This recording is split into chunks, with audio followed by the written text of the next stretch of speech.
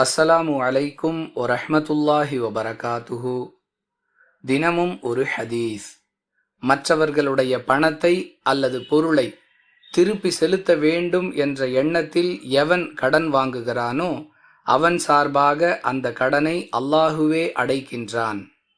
மாறாக திருப்பி செலுத்தும் எண்ணமில்லாமல் மக்களை ஏமாற்ற வேண்டும் என்ற எண்ணத்தில் எவன் கடன் வாங்குகிறானோ அவனை அல்லாஹ் அழித்து விடுகிறான் என்று ரசூலுல்லாஹி ஸல்லல்லாஹு அலைஹி வஸல்லம் அவர்கள் கூறினார்கள். அறிவிப்பவர் அபூ ஹுரைரா ரலியல்லாஹு அன்ஹு. நூல் புகாரி, ஹதீஸ் எண் 2387. அன்பிற்குரிய அல்லாஹுவின் நல்லடியார்களே, இயன்ற வரை கடன் வாங்காமல் வாழ முயற்சிக்க வேண்டும்.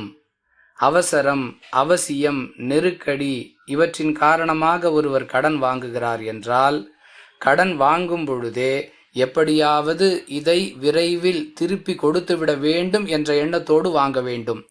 அவ்வாறு வாங்கினால் அந்த கடனை அடைப்பதற்குரிய வழிவகைகளை அல்லாஹுவே ஏற்பாடு செய்து தருகிறான்.